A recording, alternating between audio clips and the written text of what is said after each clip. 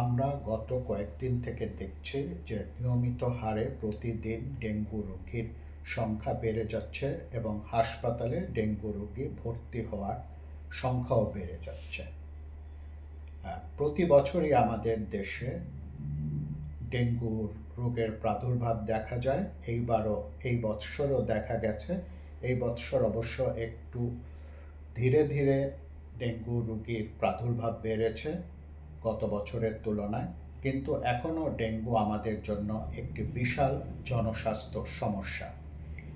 আসলে জনস্বাস্থ্য সমস্যা সমাধানের একমাত্র উপায় বা অন্যতম উপায় হচ্ছে ডেঙ্গু রোগীদের জন্য একটি প্রতিষেধক তৈরি করা বা ডেঙ্গু টিকা তৈরি করা।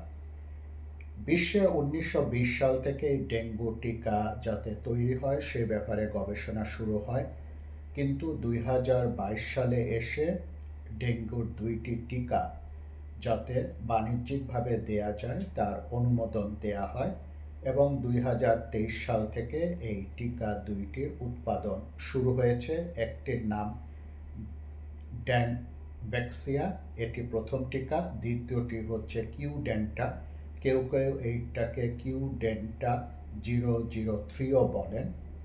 দুটি দেয়ার বয়সভিত্তিক ব্যবস্থা আছে।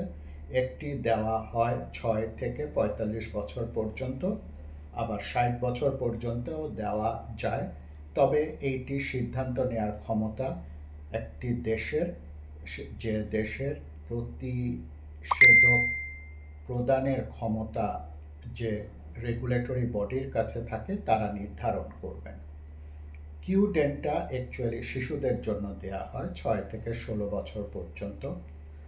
6 থেকে 16 বছর পর্যন্ত যে বাচ্চাগুলো আছে এদেরকে 3 মাস অন্তর অন্তর 2টা ডোজ দেয়া হয়, আর ড্যানভ্যাক্সিয়া আপনার 3টি ডোজ দেয়া হয় 6 মাস অন্তর অন্তর।